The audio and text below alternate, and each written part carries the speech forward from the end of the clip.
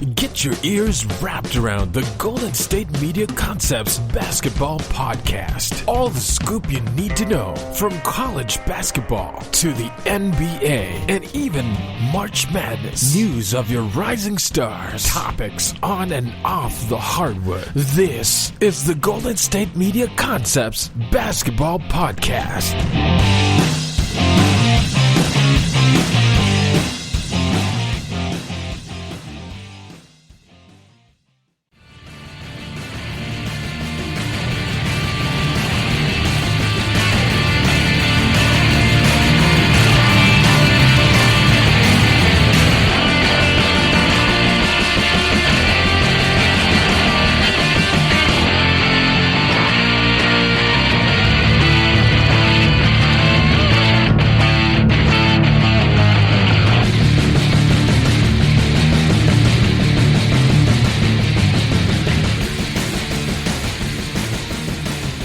Back to the GSMC Basketball Podcast. I'm your host, Michael Schroeder, and this podcast is brought to you by the GSMC Podcast Network. Thank you for joining our podcast here today. Now, on this show, we're going to be breaking down the different Cinderella stories in the NCAA tournament, talk about the LeBron James injury and the impact it's had so far, and the positives and negatives for the Lakers out of this whole injury debacle. And then also check out later in my show as I break down which NBA coach, Phil Jackson or Gregg Popovich, is the better coach. Because I think people like to look at accomplishments a lot of times too. But both coaches are fantastic, and I think it's going to be interesting to break both of them down this season and see what they are as coaches.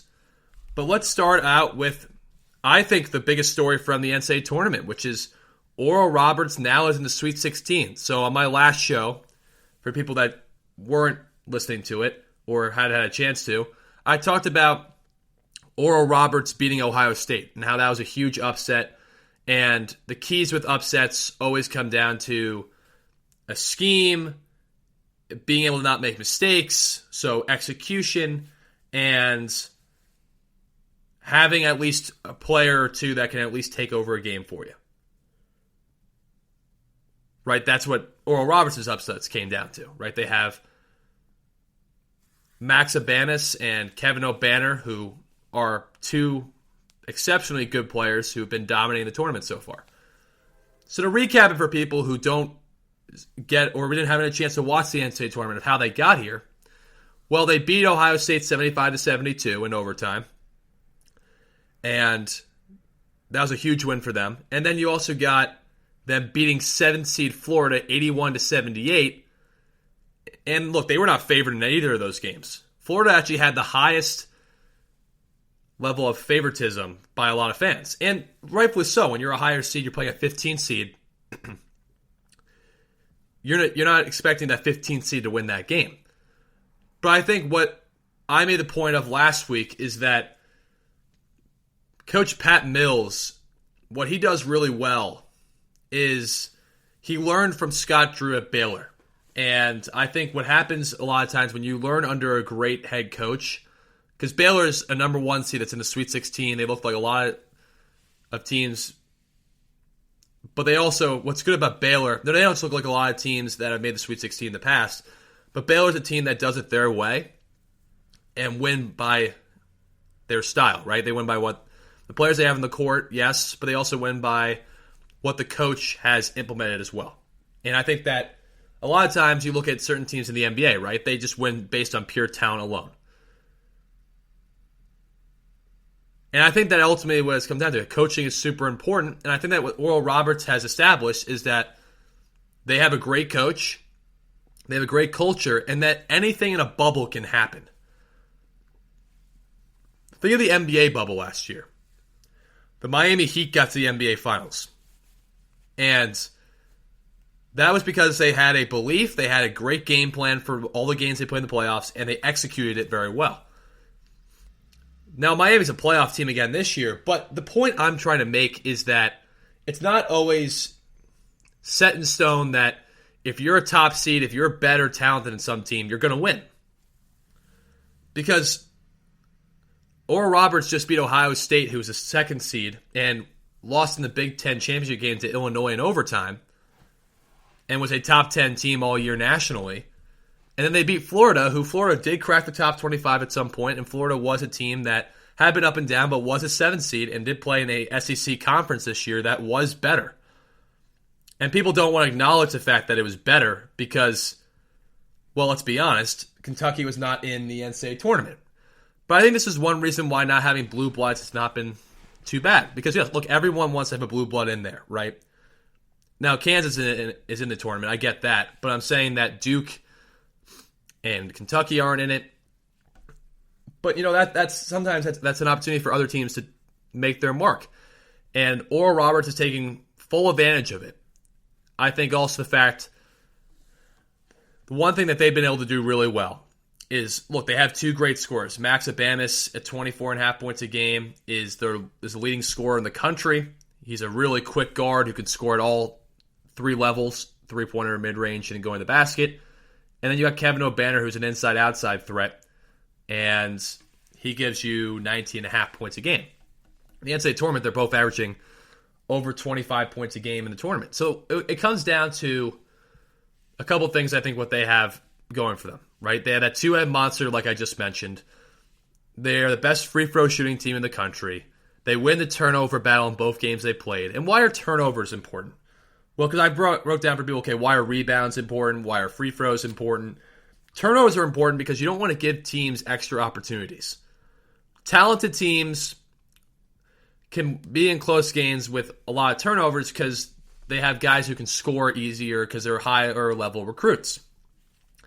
But you can't just rely on talent. And again, turnovers do matter because if you're giving teams extra possessions to run their offense, to get efficient shots in transition, at the end of the day, that's not really good for that squad. And ultimately, that's what it comes down to.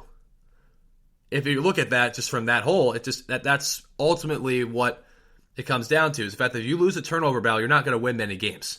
Especially in today's era, it's really turnovers and three-point shooting. Because Oral Roberts gets crushed on the glass. Every game they've lost by 10 to 12 on the rebounding battle because they're not that big.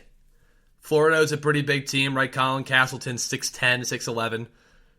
E.J. Liddell is 6'7", but he's a big guy. They got also Cedric Key, who's really big, and Justice Sewing's a big guard, and Kyle Young's a big forward for them as well, right? So they get beat up on the rebounding battle, but they win the turnover battle, right? 6-16 against Ohio State, won that game by 3.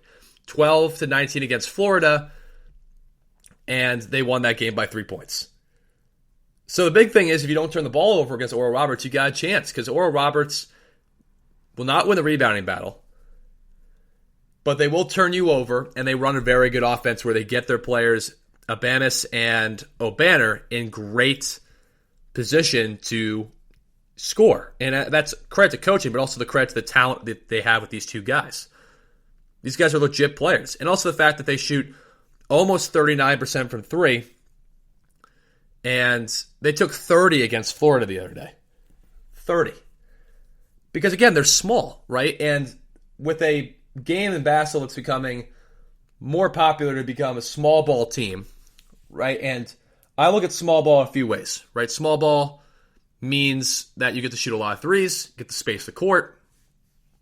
It also means that you're going to defensively have to switch a lot more.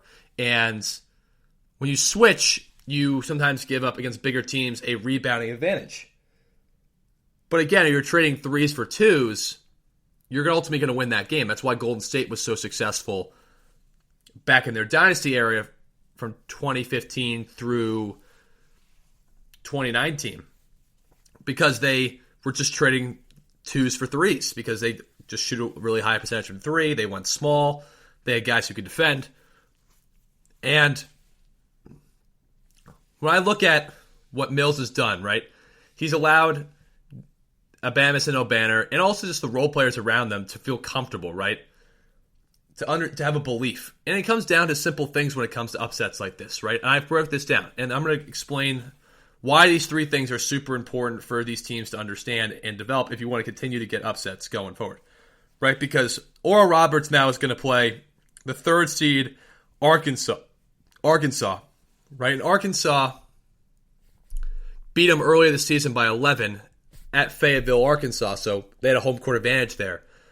And Arkansas has been one of the hottest teams in the country, right? They've only lost one game, and that was to LSU in the SEC tournament. They just beat Texas Tech. Now, people could argue that Texas Tech had many opportunities to win that game, which they did. They had many easy layup opportunities that they just couldn't finish. But credit to Arkansas, because Texas Tech is one of the best defensive teams in the country. And Arkansas was able to start playing at their pace a little bit at the end toward the game. But the point I'm trying to make is that Arkansas is going to be a much different team than playing against Florida. They take care of the ball a little bit better. They have a little bit more talent offensively. And again, they were the second seed in the SEC tournament. Florida was not the second seed in the NCAA tournament. Some people thought Florida was a little bit overseeded. Now, look, I think Florida is a very good team and rightfully deserving of a seventh seed. But Arkansas is going to be definitely a different animal because of how well they've been playing and the fact that they have bigs that can convert. Justin Smith had 22 and 17 against Oral Roberts earlier this year. And Justin Smith is a guy who gives you 19 and 10 most games because he's athletic, he's mobile, he's pretty skilled. Again, he can post you up. He's a great offensive rebounder. He's great at cutting to the basket. And the thing is, also, Arkansas's got legit scorers, right? They got Moses Moody, who's going to be a first-round draft pick, who's exceptional offensively. And the thing with Arkansas, too, is that Arkansas likes to play fast. They like to turn the ball over for you. So this is going to be big for Oral Roberts that they stick to the three things that I think have allowed them to get the two upsets and get to the Sweet 16. Right? This is the same reason why a team like Florida Gulf Coast was the last 15th seed to get to the Sweet 16. They lost, but they do it in very different styles. Florida Gulf Coast did it from fast pace, and they were just dunking the ball all the time and playing at a faster pace than a lot of our teams were playing at that period of time. But I think what Oral Roberts needs to do is, yes, continue to score efficiently, but they need to do it through a few things. Understanding the game plan, right? And people look at game plans and say, oh, well, look at the NBA guys. They always go up, diverge from their game plan. In college, especially if you're a less talented team, it's very important to stick to your game plan, which for Oral Roberts is efficient shots, switching screens, and getting the ball in the hands of Abamis and Obanor where they can get inside-outside opportunities. Right? Abamis kind of just can get the ball anywhere and go get a bucket. Obanor as well has that capability, but Obanor's more of an inside-outside kind of player, so he needs guards to get him the basketball. But I think what ultimately it comes down to, right, is can Arkansas convert better on the rebounding opportunities that they're going to get than Florida and Ohio State did? I think that ultimately is that important, right? And can they take care of the basketball? Because when you have a game plan, right? The game plan for Oral Roberts is we don't turn over the basketball. We make our shots. We make our free throws, and we're going to turn the other team over, and we're going to try and stay close enough in the boards and close enough in the game where we have a chance because we trust our guys down the stretch. That's their game plan, and they've executed it, right? And it's going to be important for them to execute it again because Arkansas is a very aggressive defensive team. They get into passing lanes. They make things very difficult for your offense. But I think the important thing, though, for them is that if they execute, and this is always what coaches harp on in basketball, right? Execute the plays, execute the plan. Again, they're probably going to put a lot of attention on Moses Moody and try to keep Justin Smith off the boards and understand where Justin Smith's going to be. Make Justin Smith, even though he's very good, create a little bit more than just beat him up on the glass. Because Justin Smith is a very good offensive rebounder, and he's very good at cutting off penetration and getting a lot of dunks and opportunities. Even though he can create his shot, and I'm not saying because he can post up and he can go to work on guys, but I think from Oral Roberts' standpoint, they rather see that than him come down, get 15 rebounds, 8 of them offensive, and get all these points. Because Arkansas is a much more talented team, like every other team Oral Roberts has played. Which goes down to, look, if you have a game plan, right, you understand, okay, we can't turn over the ball, we got to make our free throws and open threes, and when O'Banner and Abamis got opportunities to score, we got to get them the basketball, right?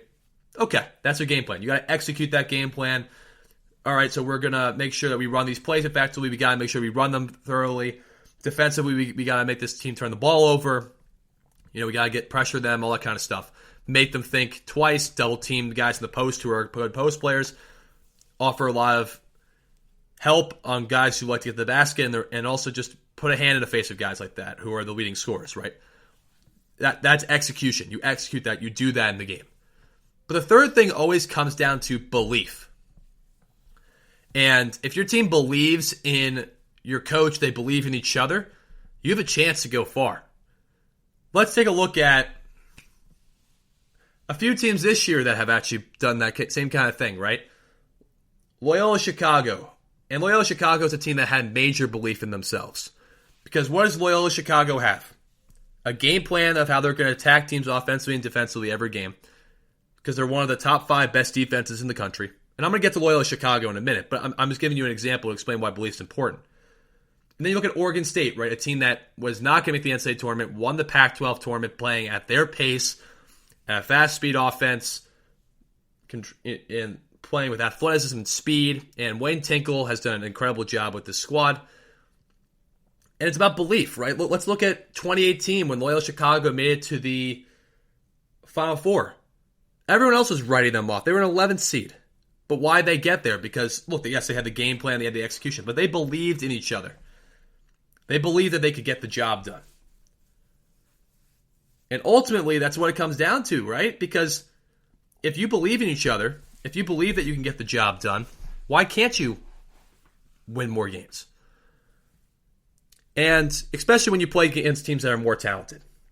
Especially when you play against teams that have NBA prospects and play in a tougher conference and have more quad 1 wins, right? Quad 1 wins, for people who don't understand that, are just wins against the top heavy teams in the country, right? Like the best conferences.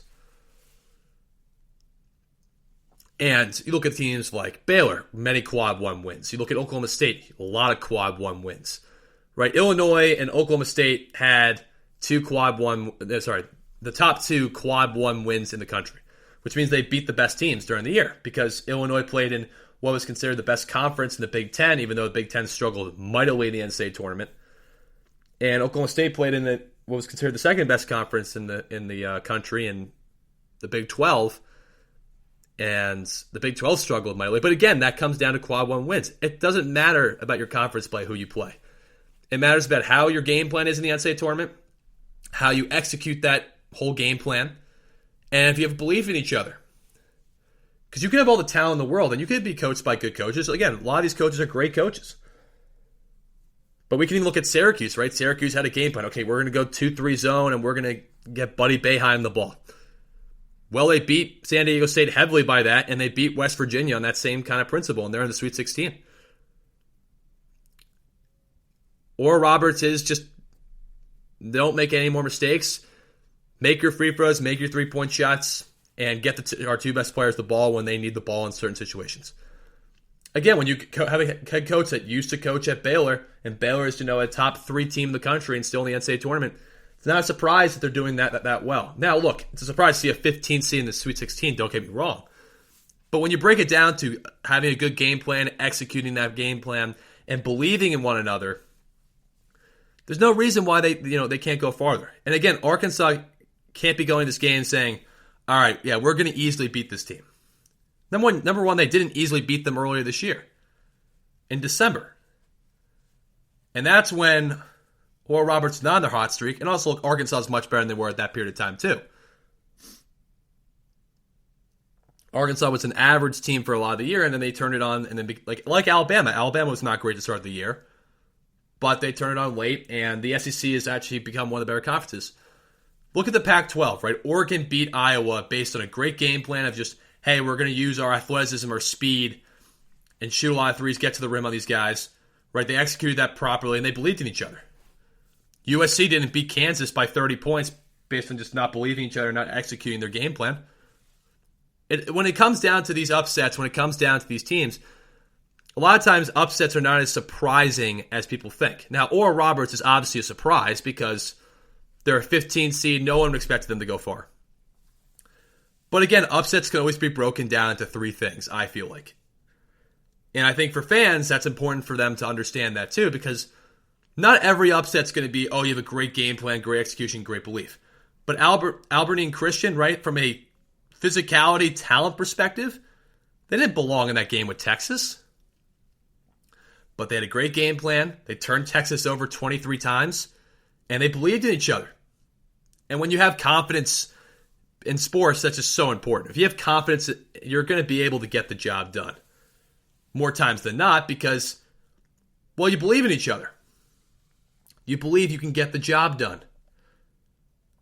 And that's what Oral Roberts has done, right? Beating Ohio State, a team that is immensely more talented than them, and doing it by executing, not turning the ball over, getting the two best players the ball when they need it, and making free throws and making open shots. Florida, right? Same thing, because Florida turns the ball over in 24% of their possessions. That's why people thought they were going to lose to Oral Roberts, and they did, because they turned the ball over too much. Because of what Oral Roberts can do. Because Oral Roberts is a disciplined basketball team, which is why it's going to be an interesting game this weekend when they play against Arkansas. If they can maintain their composure and discipline against a team that is very aggressive defensively and has a lot of talented pieces. And look, Arkansas is one of the 10 best teams in the country during the year. And obviously right now they're one of the 16 best teams in the country because of the Sweet 16. But this is the great thing about the NCAA tournament. It's a one-game system. One game and you're out. It's not a 7-game series. And it allows teams like Oral Roberts to be successful. Look at Davidson with Steph Curry a bunch of years ago, right? Florida Gulf Coast. Butler with Gordon Hayward. Loyola Chicago in 2018. Game plan, execution, belief. It's not that hard to understand. It's what basketball is. If you want to beat talented teams, you got to have a good game plan, you got to execute it, and you got to believe you can beat them. You got to believe. It's why Illinois didn't win. It's why Oklahoma State didn't win. And it's why Florida didn't beat Oral Roberts. Because Oral Roberts had a better game plan, they executed it better, and they believed in each other. You can't have one of those three things. You got to have all three of those things in order to win. And that's ultimately what it comes down to. And it's going to be really exciting to see what Oral Roberts does against a really talented Arkansas team on March 27th.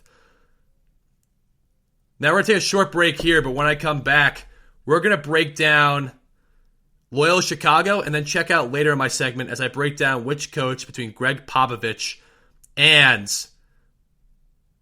Phil Jackson is the better coach. So it'll be a great segment and look forward to seeing you guys shortly. Are you looking for the very best NFL and college football podcast? Then check out the GSMC Football Podcast. Get the latest football news both on and off the field. From the NFL Draft to trades to the rumor mill to the NFL Combines, they got you covered. That's GSMCpodcast.com/football-podcast. Get updates on college rivalries, game day insights, and much, much more. It's football talk the way you want it. This show eats, sleeps, and breathes football. Don't forget to like them on Facebook and follow them on Twitter. Visit GSMCpodcast.com for more info.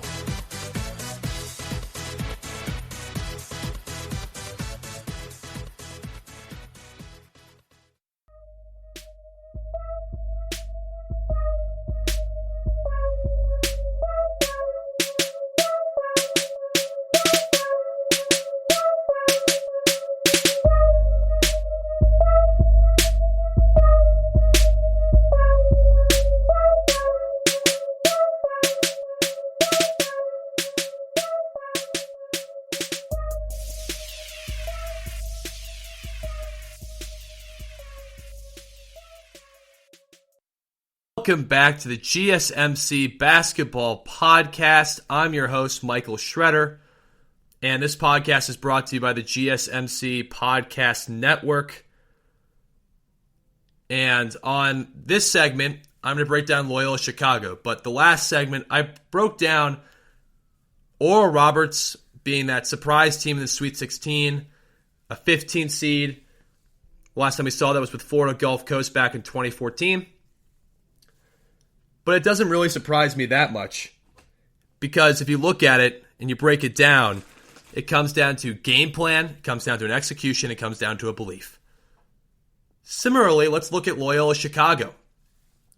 Now, why is Loyola Chicago a team that people should be looking at and saying, oh, wow, look at them? Look at Loyola Chicago.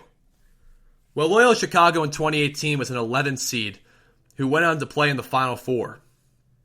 Lost to Michigan in 2018, and Michigan ended up losing to Villanova.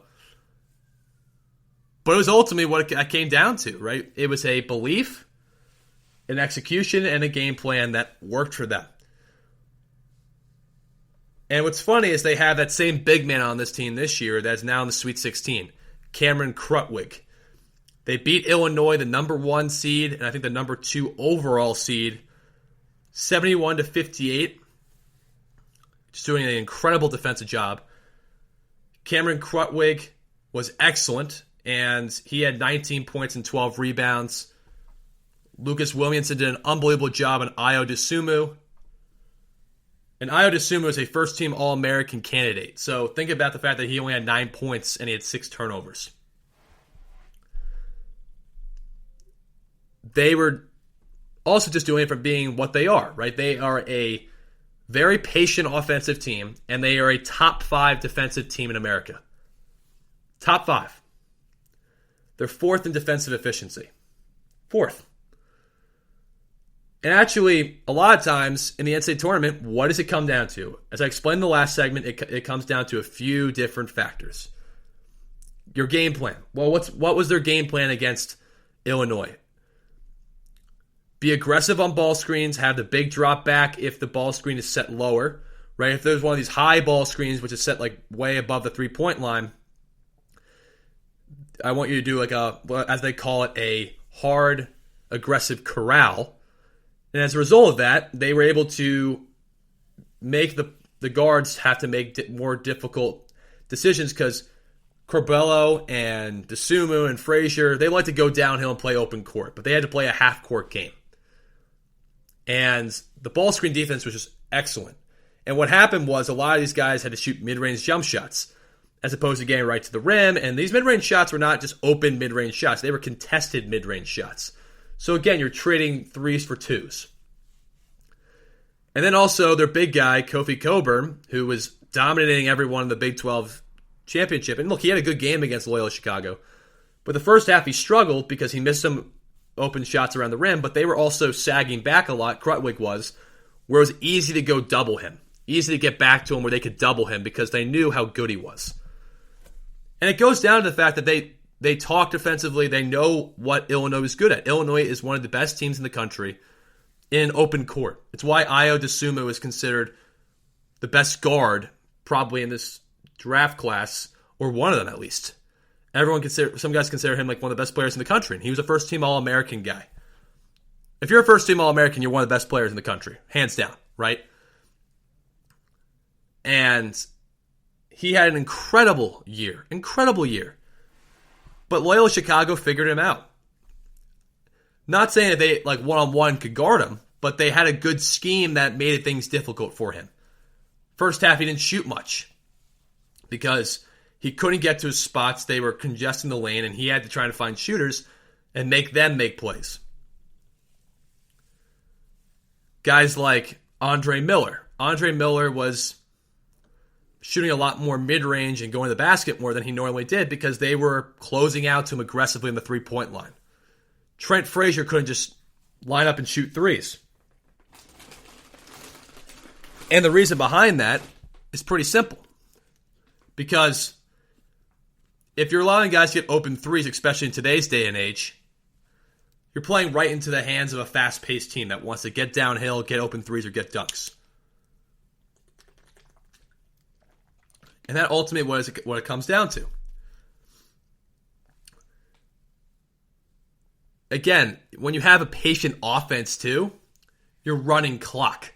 And why is that important? Because if you're running clock, you're not giving another team an opportunity to get more possessions. When you have a high possession game, that favored Illinois. That favors Illinois because what Illinois wants is to play a fast track meet type of game. get their guards downhill, have Kofi trailing the screens or roll to the rim.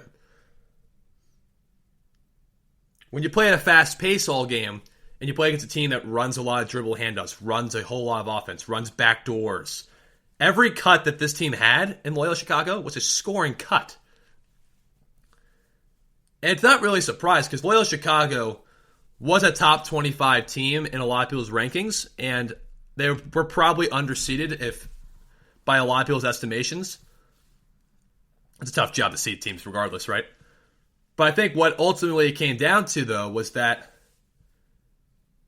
they had a great defensive game plan. On the ball screen, their ball screen defense was textbook. It's why Porter Moser's a good coach. It's why he has almost a 600 winning percentage at Loyola Chicago. It's why he's like 180 and 140. And he knows that the fact that he has a perimeter defender in Lucas Williamson, who might be the best defender in the country, who did an incredible job. Again, he forced Ayo Dosunmu, one of the best guards at taking care of the basketball and having a great assist-to-turnover ratio. Forced him to have 9 points and 6 turnovers. He had 6 turnovers. And when you use here's the point, right? You have that great defense. And then offensively, they gave the ball to Cameron Krutwig, who's not athletic, who's not fast. Good post player, right? But not an athletic player. But what he is, he's very smart. He knows how to facilitate. Get the ball at the free throw line area. And he either looked to hand the ball off or look for a backdoor cut where he could roll and post up. And they just made smart play after smart play. And at the end of the day, it's about making smart plays in order to win games. College basketball, it's one of the beauties of it. It really comes down to how good your coaching is. And Brad Underwood is a very good coach. So don't get me wrong there. He's a very good coach. Illinois would not have been this good without his coaching. So he's done a very good job. But Illinois did not adjust. They did not try to press Loyola Chicago. They let them walk the ball up the court all the time.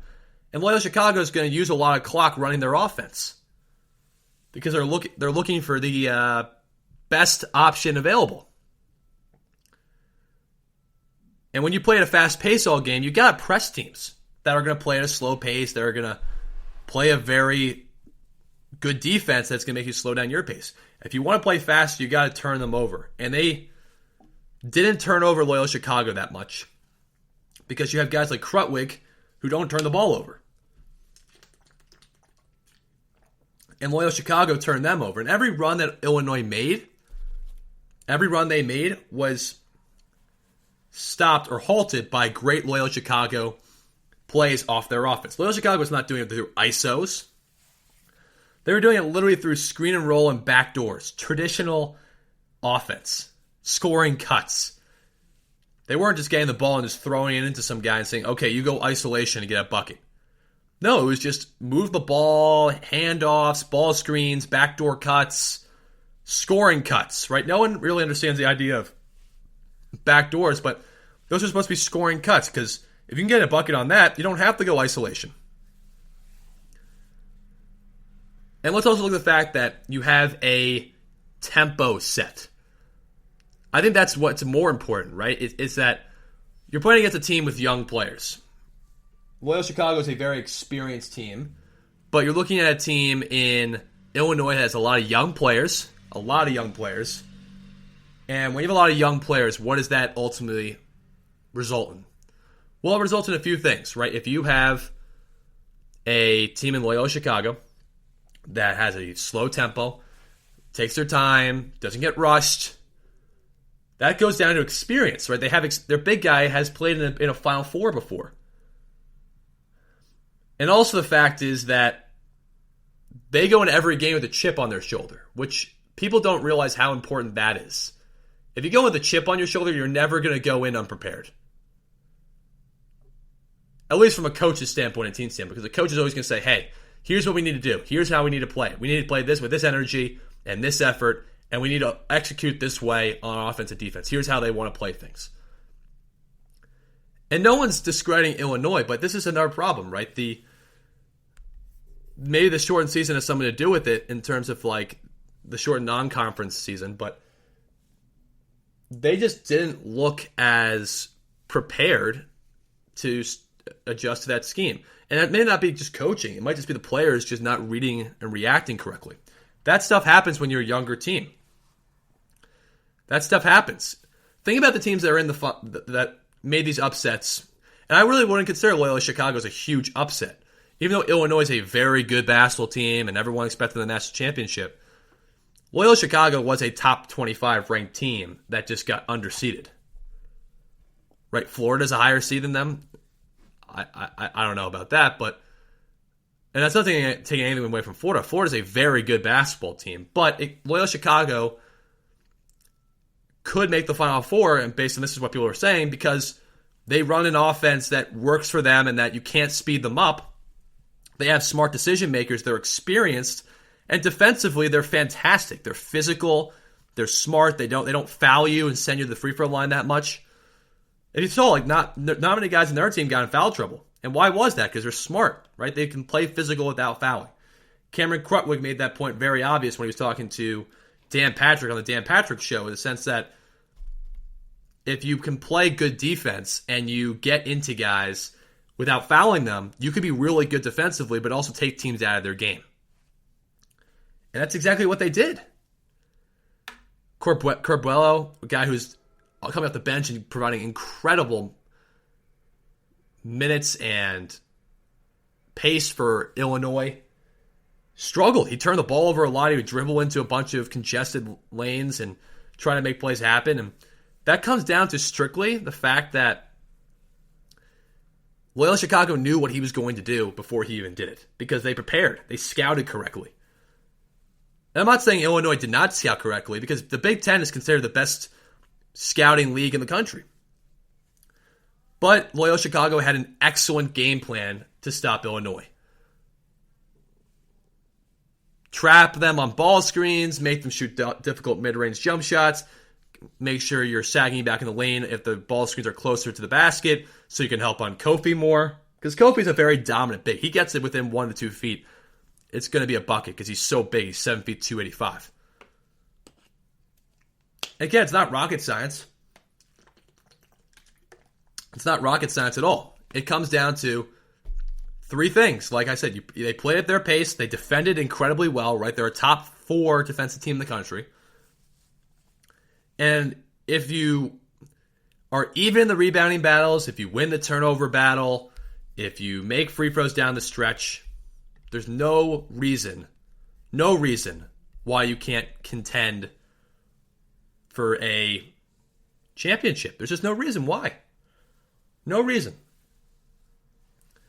And when I ultimately look at that at the end of the day, I say, okay, here's where I look at Loyola Chicago. They can play against top teams because of the fact that they have a great coach. The fact that they can have patience on offense. The fact that they are not rushed by anything. The fact that when teams make runs, it doesn't faze them. Again, Georgia Tech went 2-3 zone, a very aggressive zone. Loyola Chicago picked it apart, like no problem. And Georgia Tech was the ACC tournament champions. A very good team. Now, Georgia Tech was down their best player. Still lost by 11 points, though. They still lost by 11 points. And I look at Loyola Chicago, and I see them, and I say, okay, this is what typical basketball, when you're less talented than teams and you're successful, looks like. It's running an excellent offense. It's having a great defensive scheme. And it's not relying on ISO plays or guys being able to beat their man off the defender. It's relying on trusting each other, trusting the scoring cuts and the movement that you're doing to open up opportunities for you. And look, they play slow. In the NBA, this stuff would not really happen, right? The NBA, even with the great Warriors ball movement and stuff like that, what ultimately happens with the ball movement is a pretty simple fact, is that you get it to a player and he eventually goes ISO. Now, the Warriors were different because they set a lot of screens for Steph Curry and got open threes. Loyola Chicago sets a lot of backdoors and all this kind of stuff. But again, with the Warriors, he ultimately gave it to Kevin Durant and he went ISO at times too. every play, even the ISOs for Cameron Krutwig, are quick shots and quick movements where they're getting positions to be very successful. It's why they're doing very well, and that's why they're in the Sweet 16. Again, look at the difference between them and Oral Roberts, right? It's not that huge of a difference, right? Oral Roberts is not the defensive team that Loyola Chicago is. The reason why Loyola Chicago is in the Sweet 16 is because they run a very good, patient offense. They trust each other, and their defense is fantastic.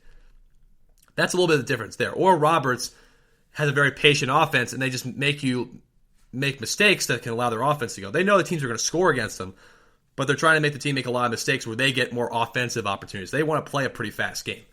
Loyola Chicago is not looking to play a fast game. They're looking to get 70 points based on great defense and very well executed offense.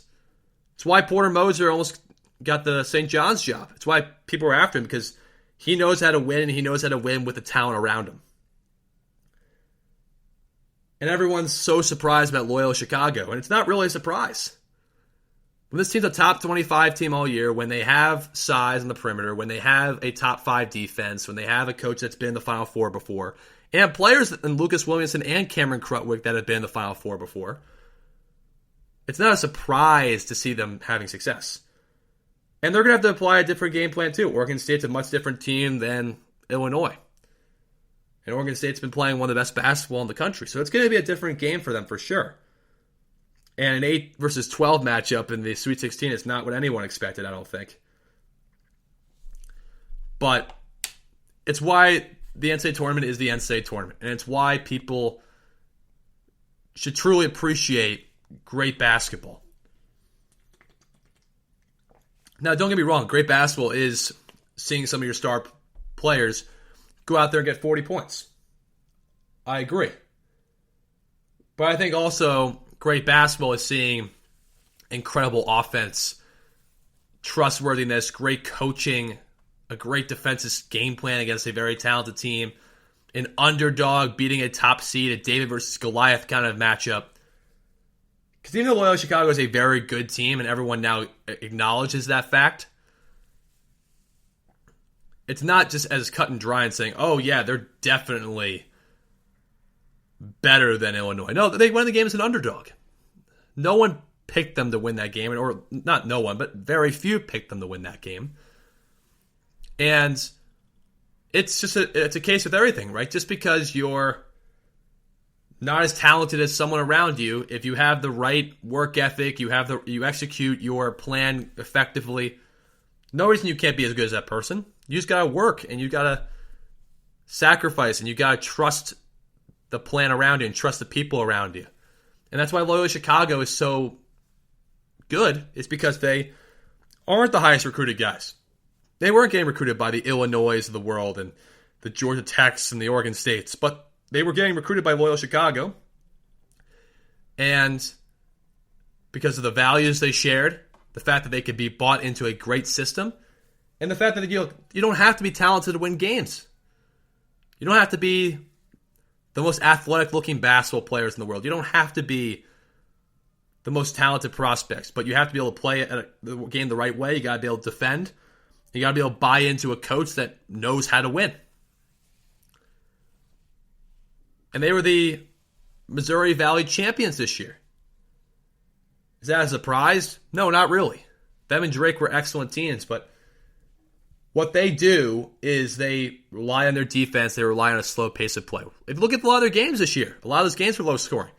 So is it a surprise that they held Illinois to 58 points? Yeah, but the way they did it was not allowing Illinois to get in transition defense and having good transition defense. Because Illinois is one of the best transition teams in the country. It's why they won the Big Ten. It's why they were number 1 overall seed. It's why a lot of people thought they were going to make the national championship game, or at least the Final Four. It shows you that even a team like Oklahoma State, right, has Cade Cunningham, number 1 draft pick. It shows you that ultimately it all comes down to execution, it comes down to a game plan, and it comes down to your belief. That's a theme of these NCAA tournament upsets so far, and it's just different on how the game plans, execution, and belief come from. But Loyola Chicago got it done, and they have a great opportunity to get to the Elite Eight with the win over Oregon State, who's also another team that has got through this rank by upsetting a lot of teams too. So it's going to be a really exciting Sweet 16 weekend for these teams. Check out later in my show,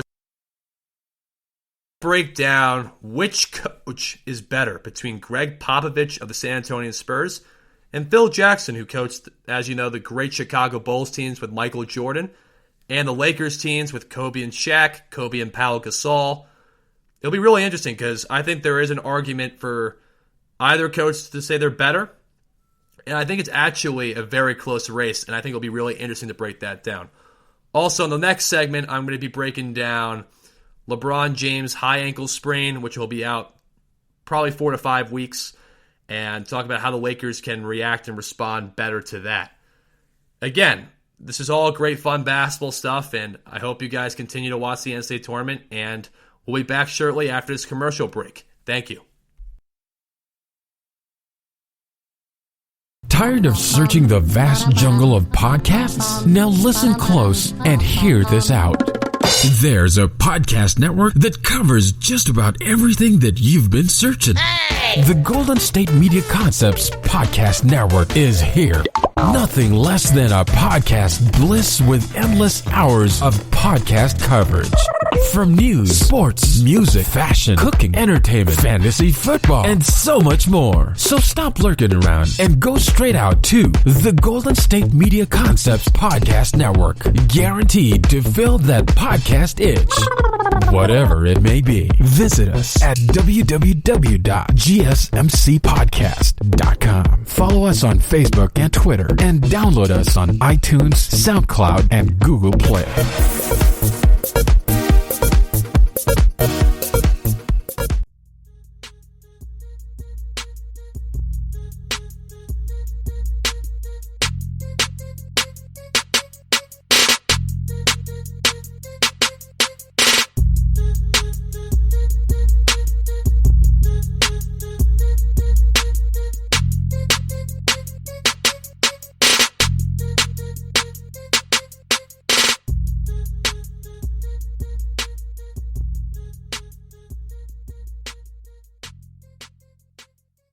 Back to the GSMC Basketball Podcast.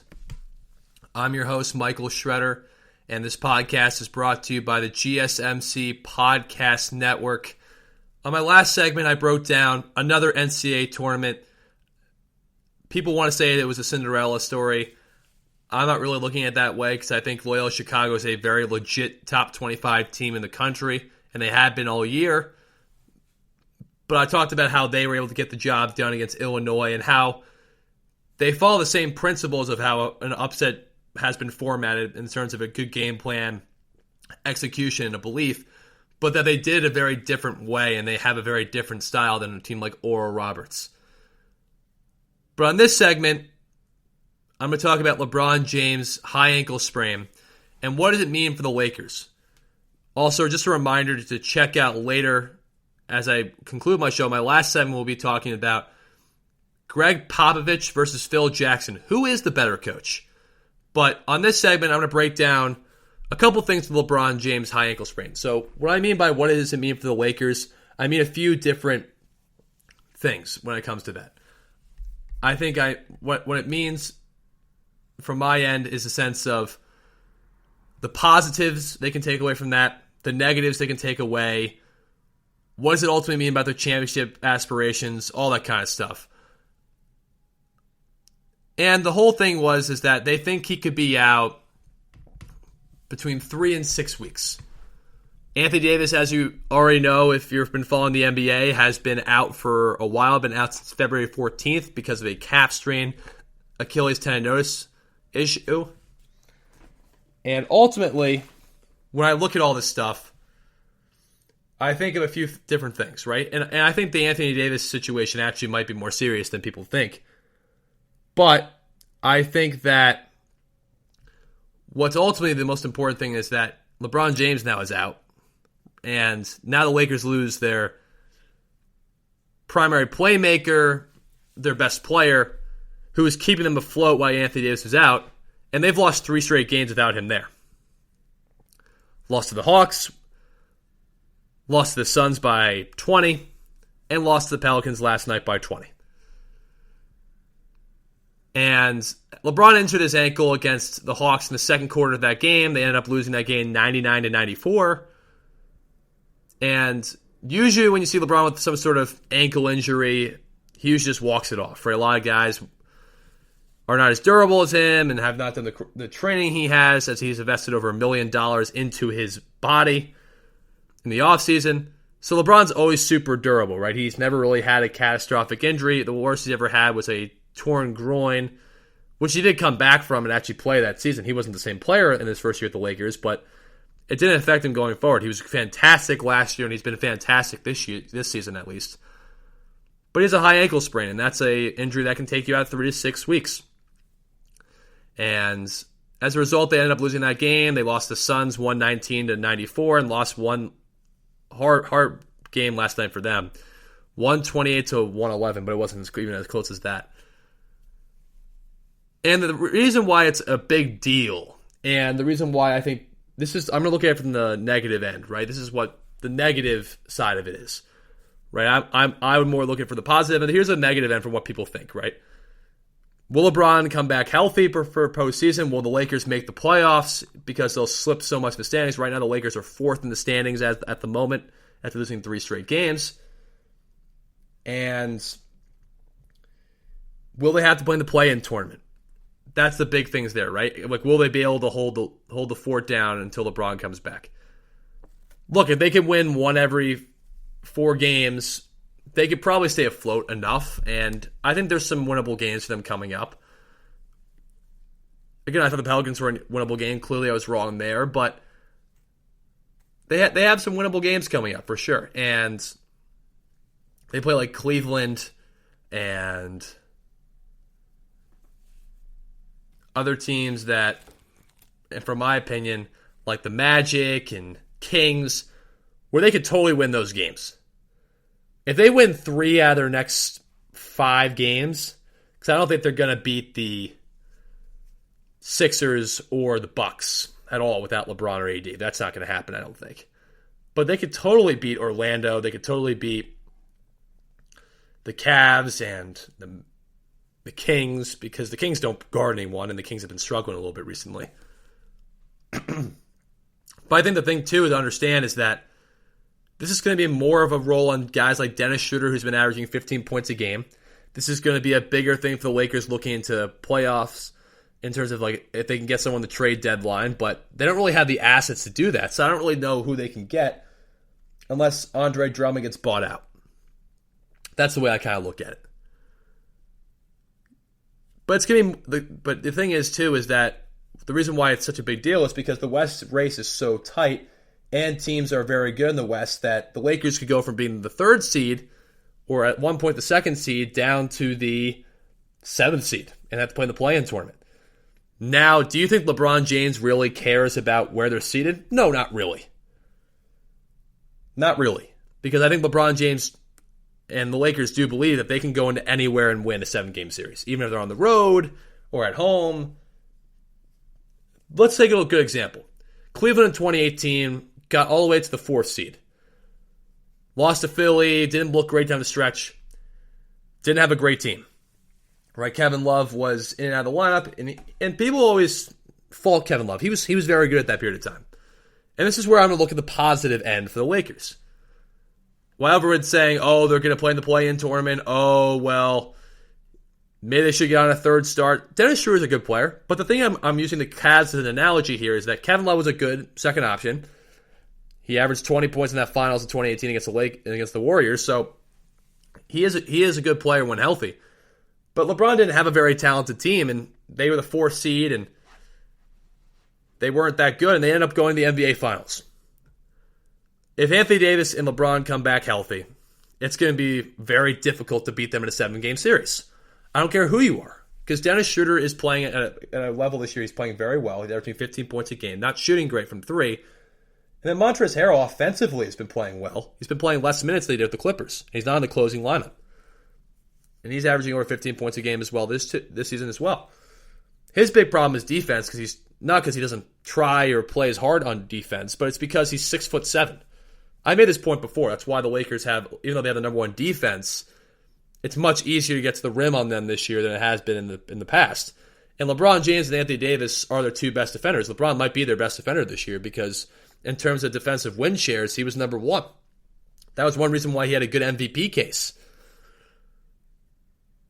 But the thing is, what this looks good for actually is the fact that you have Montrezl Harrell, Kyle Kuzma, Alex Caruso, Talen Horton-Tucker, Dennis Schroeder, Wesley Matthews, all getting a chance to get more minutes and more experience.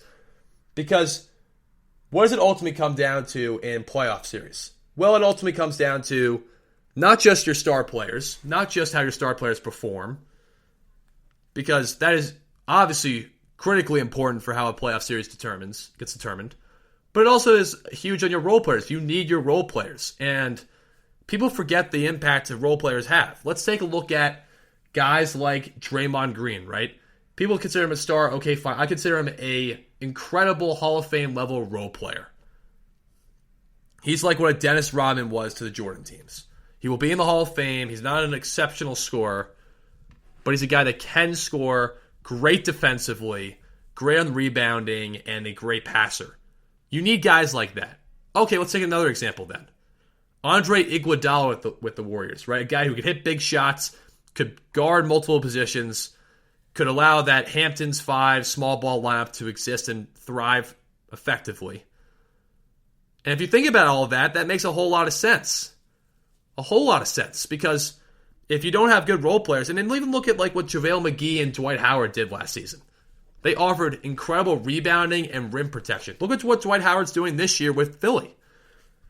He's able to at least hold the fort down for Embiid because he's giving you 13 points, 15 rebounds in some of these games. I'm not saying that's his season averages, but it's what he does. He provides great minutes, and he understands his role. He went from being a guy that people didn't understand how he couldn't take a backseat to people and couldn't understand how to flourish in being a great defender and rebounder, and how he's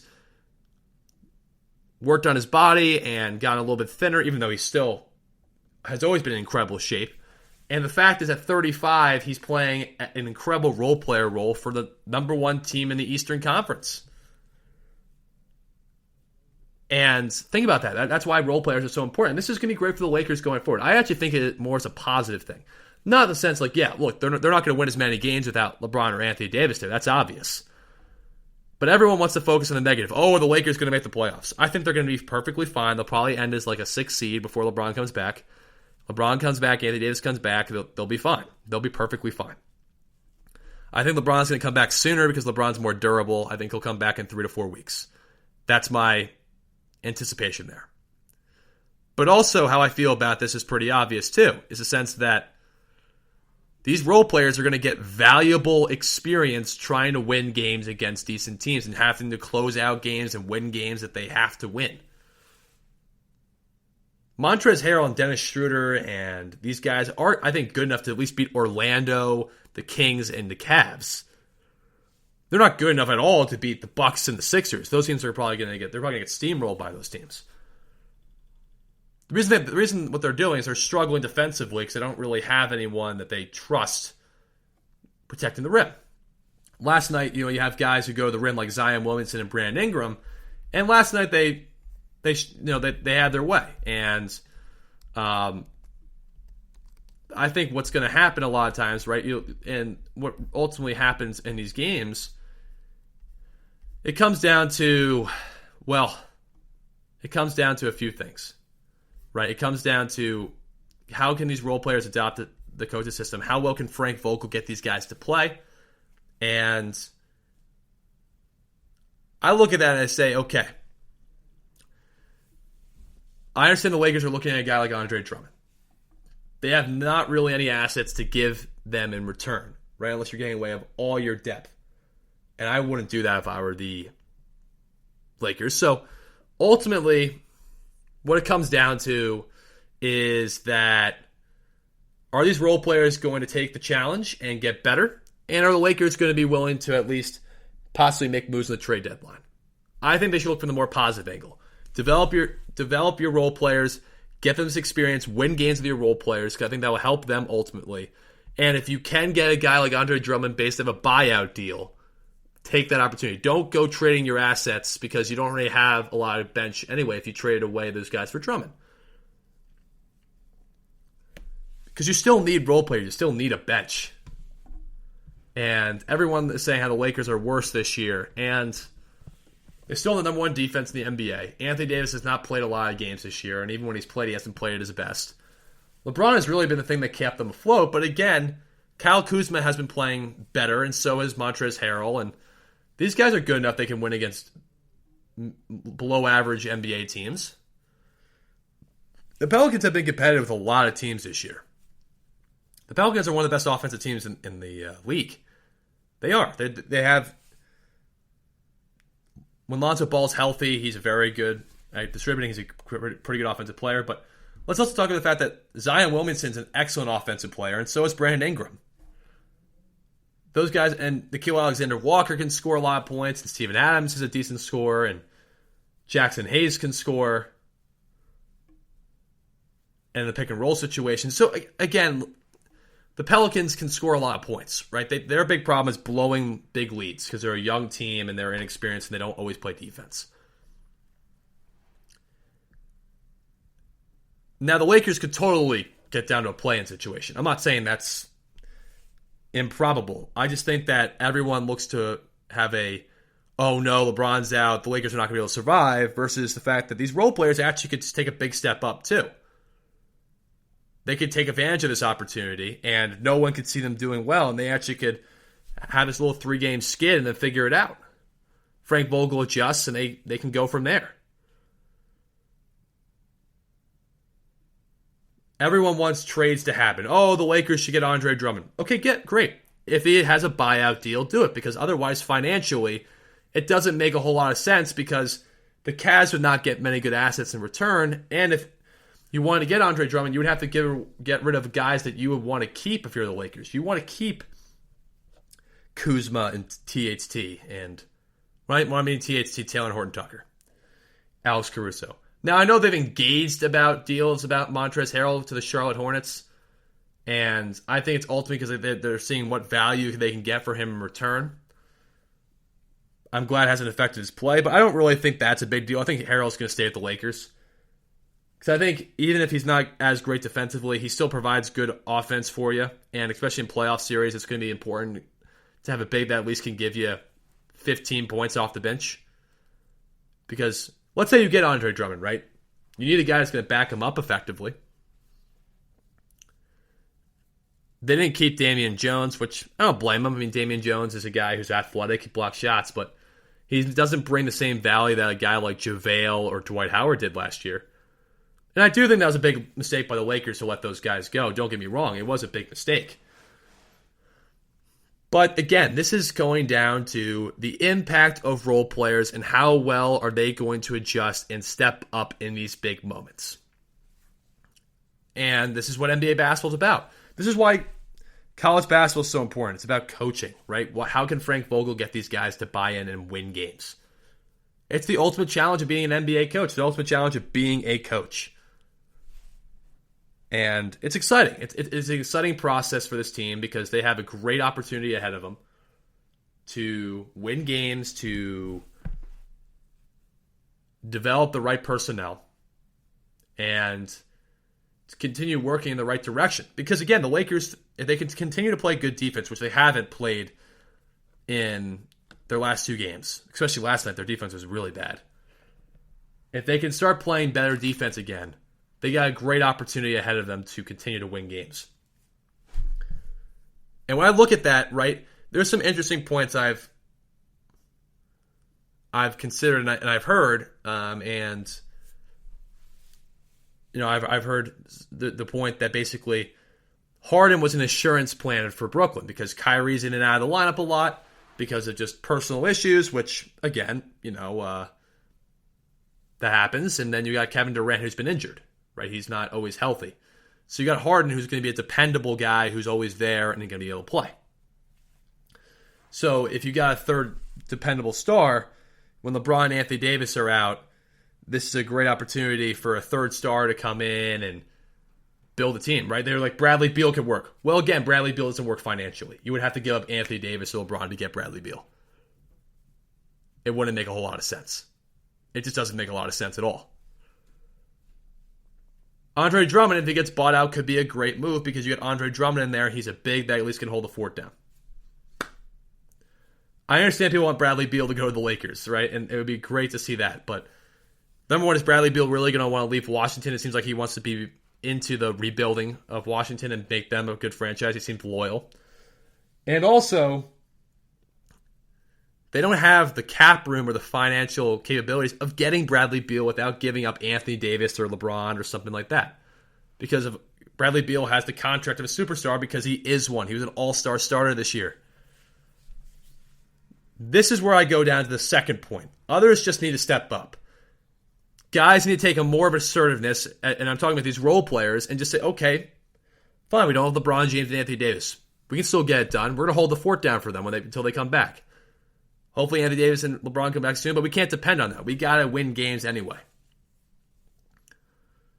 That is the point that a lot of people are missing.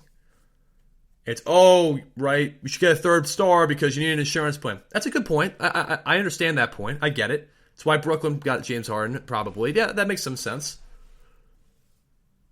Right? That makes a lot of sense. But I think the thing that people are missing out on is that these role players have a great opportunity to step up.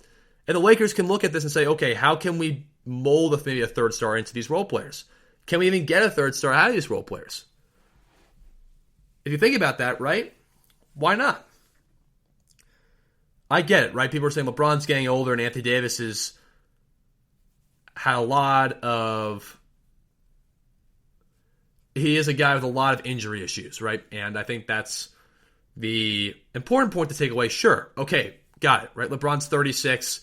He just had an injury. What happens when he gets older and he's not able to play at his high level? People have been saying that for 4 years, and he's been playing at a high level. So I don't know when he's slowing down. And I think this just comes down to develop your youth and role players, have them have a chance to win some meaningful games, win these games, and try your best to try to get a guy in a buyout system if you can. And I think that ultimately is what it comes down to. If you think about that, that's the importance of this argument, is that you can get a third star, sure, but you have to make sure it works financially. But I think you have a great chance to develop your role players and see what they can bring you in the future. This is a great opportunity for them to showcase themselves without LeBron and Anthony Davis hogging up the basketball as much. And I'm not saying that those guys it's bad they're hogging up the basketball. No, you want LeBron James and Anthony Davis to have the ball in their hands. But it's a chance for Schroeder to show what he really is. It's a chance for Harrell to show what he really is. It's a chance for Kuzma to be more consistent. A chance for Alex Caruso to have some more offensive, meaningful minutes. Chance for Taylor Horton-Tucker to actually put that consistent talent and consistent play together. Because his consistent talent is that he has a lot of skill. He doesn't always have consistent play, though. And this is a great opportunity for them, right? This is a great opportunity for guys like Wesley Matthews to make more threes, for Kentavious Caldwell-Pope to step up. And again, if you have the right culture and the right coach, you can get that done. Popovich has done that for years with guys with minimal talent. Look what he's doing this year. Develop your role players, right? If you can get a star that makes financial sense, fine. But develop your role players, too. I think it's just a point that no one is bringing up, and I think it's important for these guys to be able to win meaningful games and hold the fort down to see what they're really made of. Then you can maybe go in panic mode. But yeah, no reason why to not explore the trade deadline, but I think you also should be looking at this from a more of a positive angle than a negative angle. That's the point I'm making. We're going to take a quick commercial break here, but when I come back, we're going to break down which NBA coach, Gregg Popovich or Phil Jackson, is the better coach. It'll be a really interesting debate and a fun segment to talk about. We'll be back shortly. This is your ultimate stop for everything sports. The Golden State Media Concepts Sports Podcast. Should I say more? From the NFL, MLB, the NFL Draft to MMA, it's all in here. The Golden State Media Concepts Sports Podcast. Listen football-podcast. Get updates on college rivalries, game day insights, and much, much more. It's football talk the way you want it. This show eats, sleeps, and breathes football. Don't forget to like them on Facebook and follow them on Twitter. Visit GSMCpodcast.com for more info.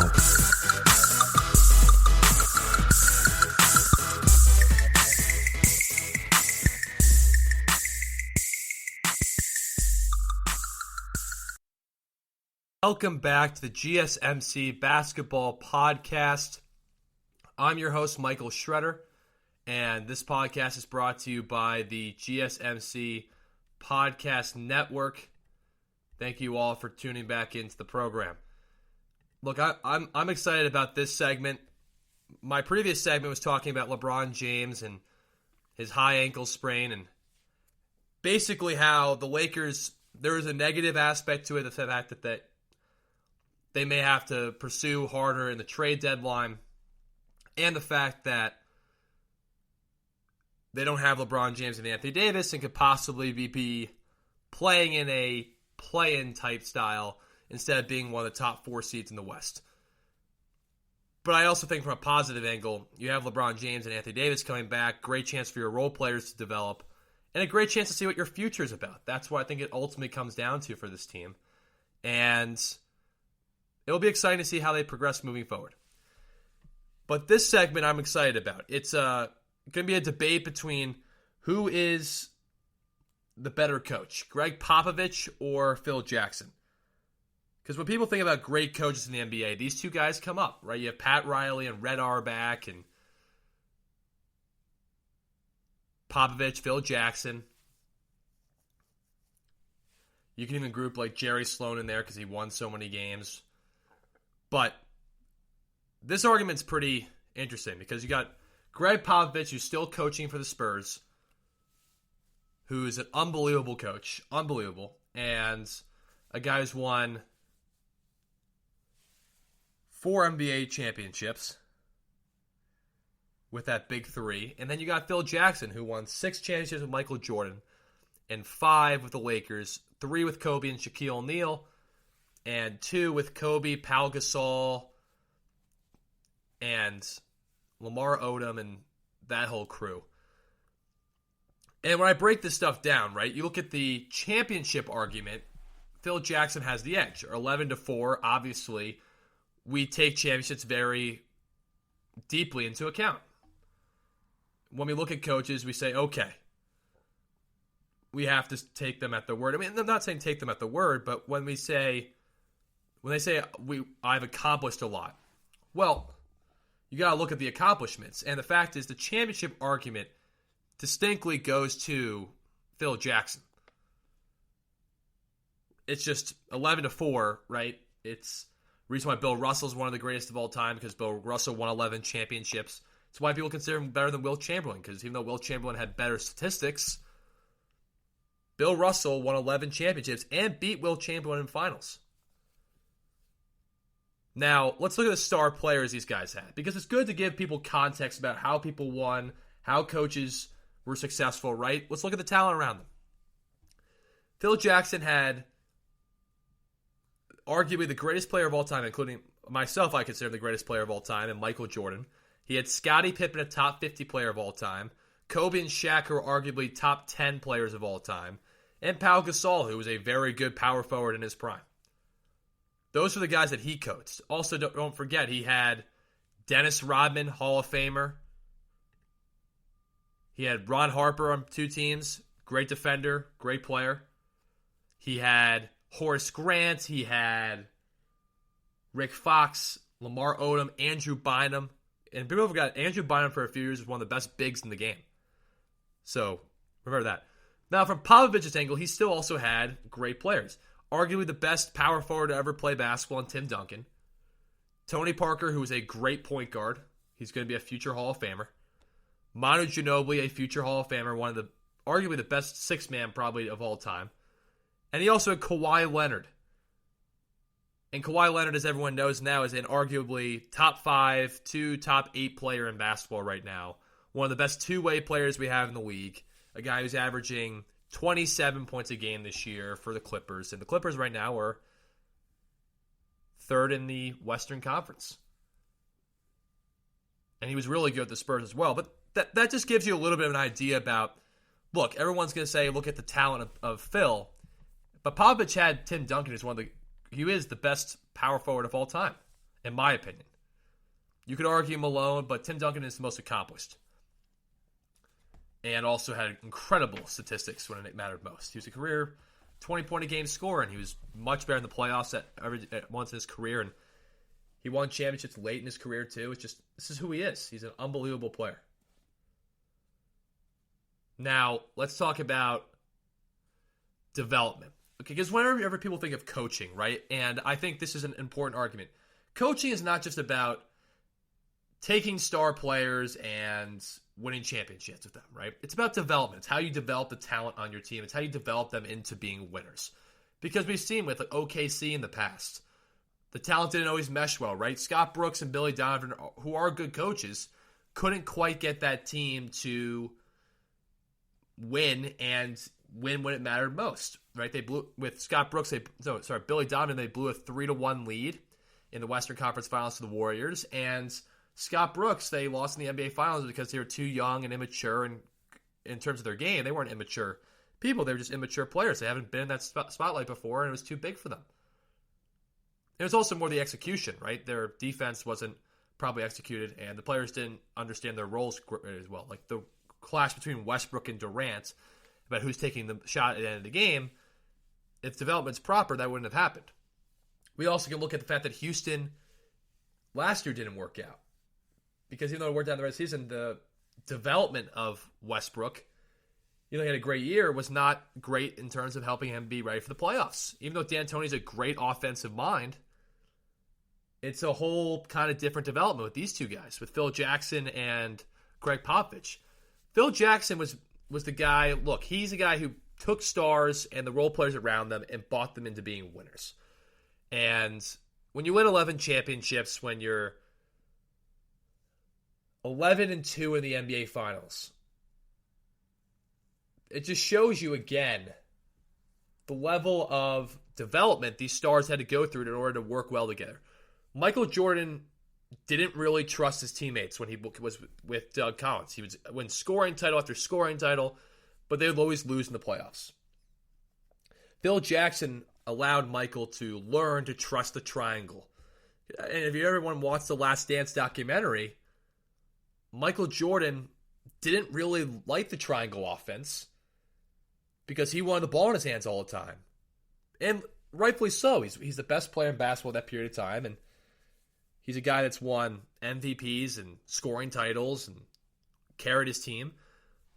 But what Michael Jordan learned under Phil was how to be a good teammate, how to trust his teammates, and then still dominate while doing that. And as a result of that, guys like John Paxson, Steve Kerr, Horace Grant, Tony Kukoc, Scottie Pippen, and Scottie Pippen was a star, obviously. But Scottie Pippen got to grow into be that star because of the system and because of the fact that Michael Jordan trusted those guys. And Scottie just developed. And that's Phil, right? Phil bought those guys into winning. Think about the fact of Kobe and Shaquille O'Neal, right? Never really got along as players. And it's no secret about that. But Phil got them to buy in to the winning culture, and they ultimately bought into winning together. There was never a problem on the court with those two guys because Phil got those guys to buy in. And look at the role players too. Rick Fox, Derek Fisher, right? Those guys were developed into understanding their role properly. And on any championship team with any good coach, if you're going to win a championship level of game, you got to have the right development around you, and you got to be able to develop the stars to work with each other and work with the role players. That's the important thing, too. And when I look at Gregg Popovich, it's much different. Gregg Popovich does have that component of getting stars to be able to play together, but he's a guy that helped mold Tim Duncan, mold Tony Parker, Manu Ginobili, and Kawhi Leonard, and even guys like Tiago Splitter and those guys to be able to just be good players on winning teams.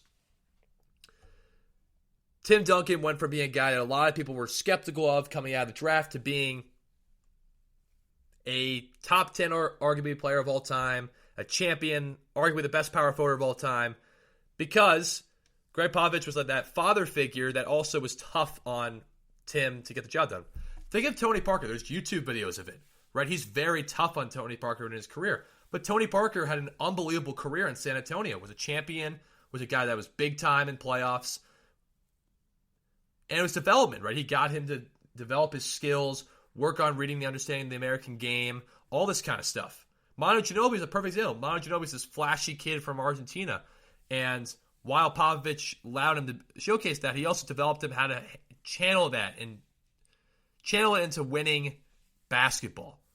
It's not just about, okay, bring the stars together, have them understand how to play with the role players. Role players understand your role. It's about developing the skill sets and the skills, and that's what Popovich is about. He's I would say slightly better at developing the overall talent. Look at a guy like Keldon Johnson this year.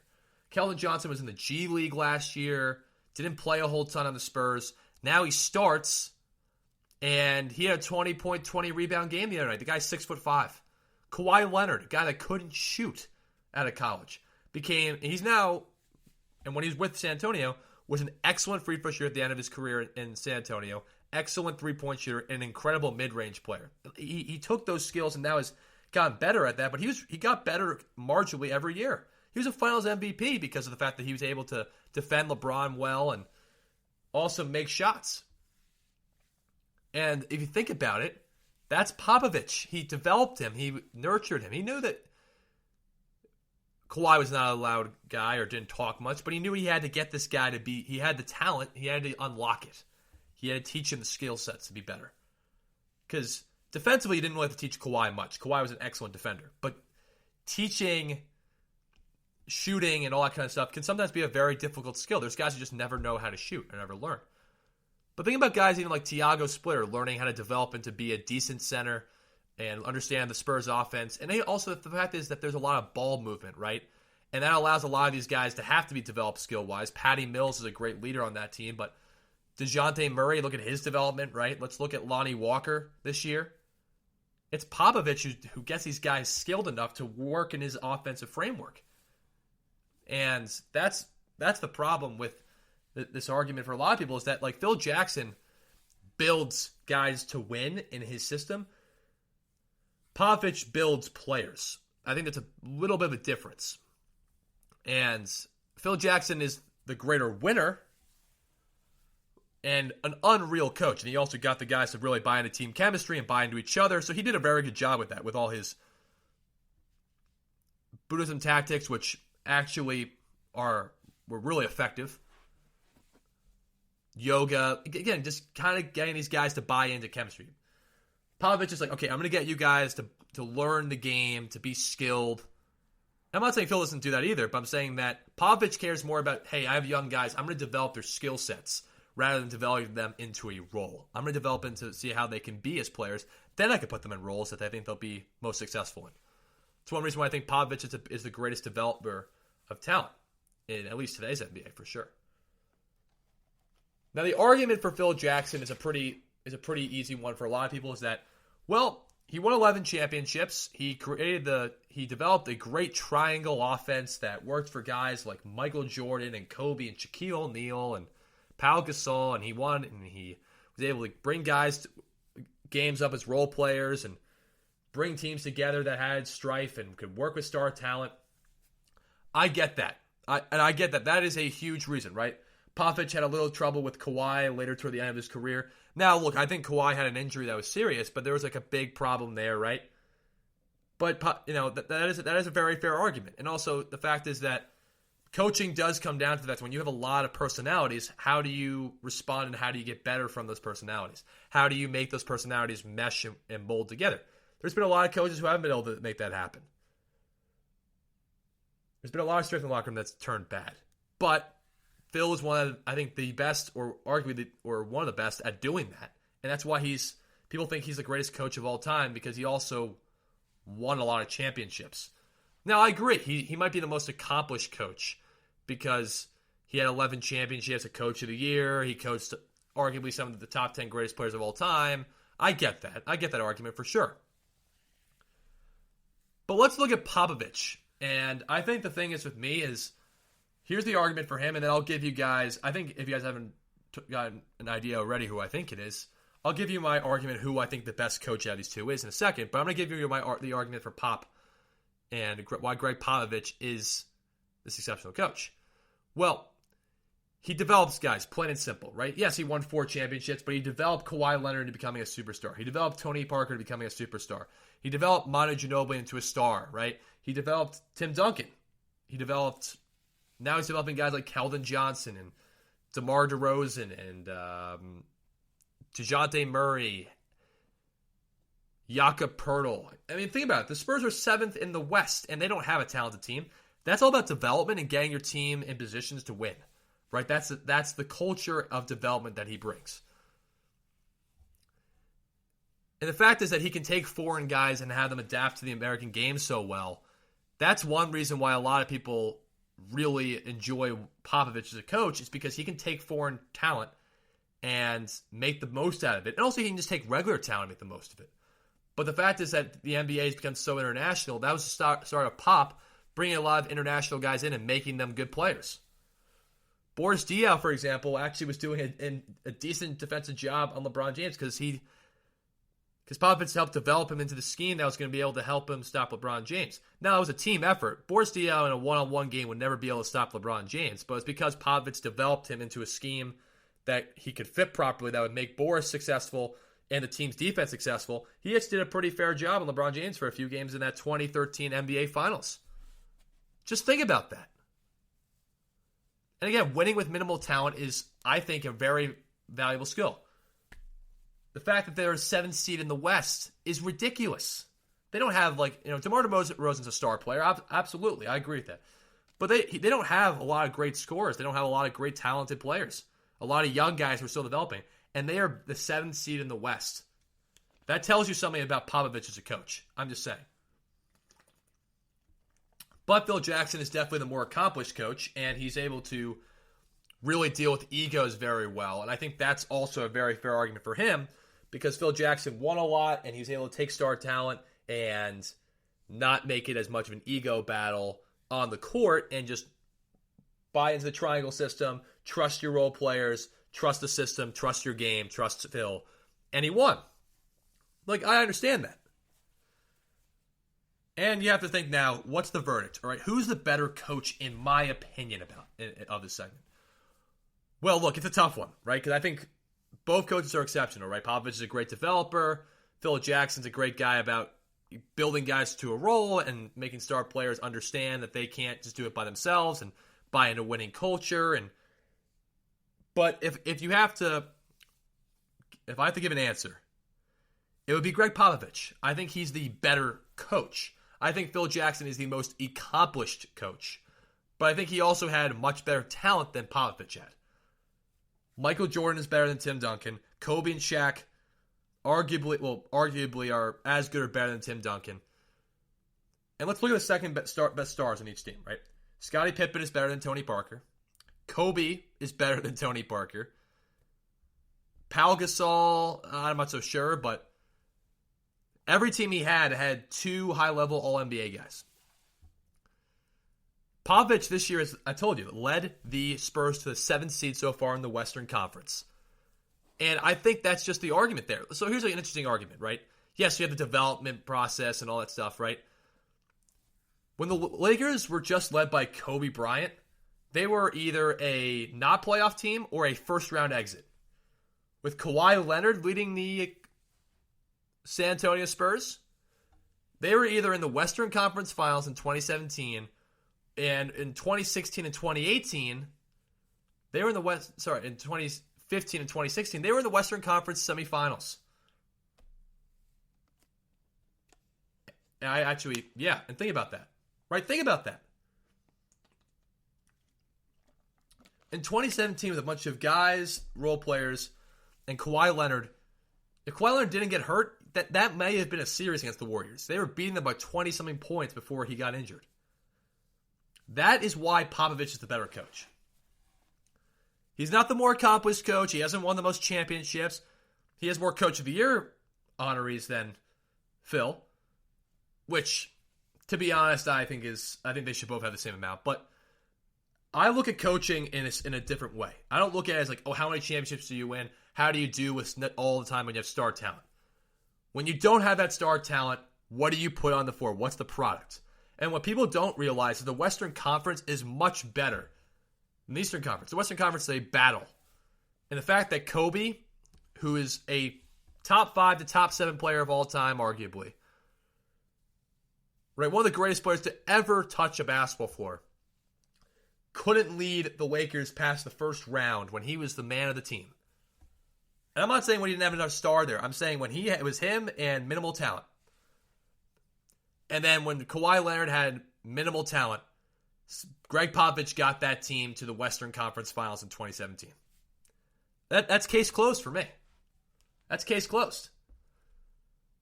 And I'm not taking anything away from Phil Jackson. This is not me saying Phil Jackson can't coach. Of course he can coach. Phil Jackson's an unbelievable coach. He knows how to win. Plain and simple, he knows how to win. He knows how to bring guys together and get rid of the ego issues. So does Pop, but Pop is big on development. Pop can take guys with minimal talent and make them a contender. That is bigger than just taking star talent and have them adapt properly. That's my argument. And I think if you want another example, just look at this season. DeMar DeRozan wasn't even an All-Star this year. Now, I think it might have been a snub for him not to be an All-Star. He's averaging around 20 points a game this year. But they are the 7th seed in the West. They are not more talented than Dallas. They are not more talented than any other team in the top 8. And they are ahead of Dallas and have beaten decent teams because of the fact that they are coached correctly and also they all develop properly. Pop is all big about that. That's why he's the better coach, because he can take teams with minimal talent and make them better. That's where I think coaching is important. And then when he has star players like Tim Duncan, Tony Parker, and Manu Ginobili, he develops them to be champions and a contender every year. Again, the Spurs are arguably were the best run franchise during that period of time. Pop is a big reason behind that development. Now that's going to conclude our show. I want to thank you so much for tuning in to the podcast today. And subscribe to us on social media. And also subscribe to us on the different podcast networks that you listen to podcasts on. Hope you guys have a good rest of your day. And thank you for tuning in to the GSMC Basketball Podcast. I'm your host, Michael Schroeder, and have a good one. You've been listening to the Golden State Media Concepts Basketball Podcast, part of the Golden State Media Concepts Podcast Network. You can find this show and others like it at www.gsmcpodcast.com. Download our podcast on iTunes, Stitcher, SoundCloud, and Google Play. Just type in GSMC to find all the shows from the Golden State Media Concepts Podcast Network, from movies to music, from sports to entertainment, and even weird news. You can also follow us on Twitter and on Facebook. Thank you, and we hope you have enjoyed today's program.